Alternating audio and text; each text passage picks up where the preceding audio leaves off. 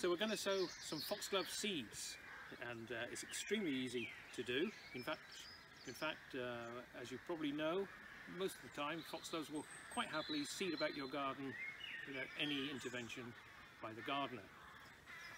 If you do decide to grow a batch yourself, then there's a very simple way to go about it. Any container, clay pots, if you're not terribly environmental, then old plastic food containers, seed trays. I have a seed tray, here it is. Seed trays, anything like that. As long as it holds the compost and there's some sort of drainage holes cut into it at the bottom there, then that will stop it filling with water. I've sieved some compost out. This is just ordinary compost from the compost heap, which I've sieved out. If you're unlucky enough not to have a compost heap, then you're going to have to buy some of your favourite seed compost, but it's important that it's not too rich in nitrogen. So just ordinary seed compost that you buy from a garden shop. A little bit of the coarser stuff at the bottom, because that just helps with drainage. And then some of our sieved compost on top of there. And then again, any container just to give a nice flat surface will be good. And then we can sow our seeds. Now, if one is sowing seeds that you've purchased, they need to be opened very carefully, ideally with scissors, and inside there will be a little foil container which keeps the seed nice and fresh for a really long time. And so that's the best way to go about it. In order for you to see what I'm doing, I'm actually going to use lettuce.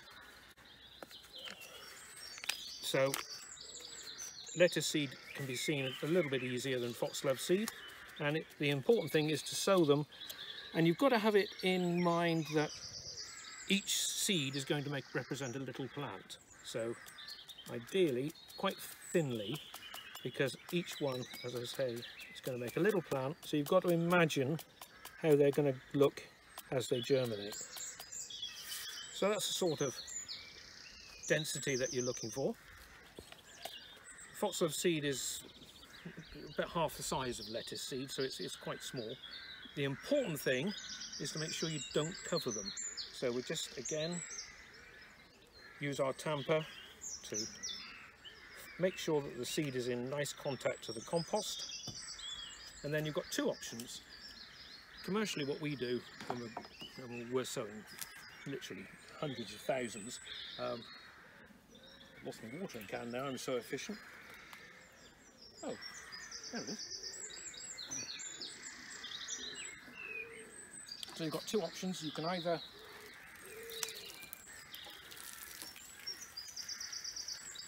make sure that when you use this bit is called the rose on the watering can. It's a daft name, but gardeners are very traditional.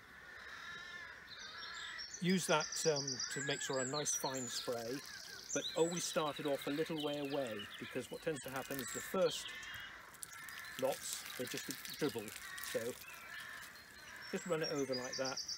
The compost will be nice and moist. Now if you're a bit nervous about using a watering can, or if you haven't got a watering can, another alternative is to stick them in any container, leave them there with some water at the bottom until the compost darkens over, and then moisture is working its way through the compost, and that'll be quite enough. Don't cover them in any way. And then the important thing is to put them cool and a bit of shade. So make sure that you don't put them on a hot sunny window. Foxglove seeds actually don't like heat in any way at all. So just keep them cool.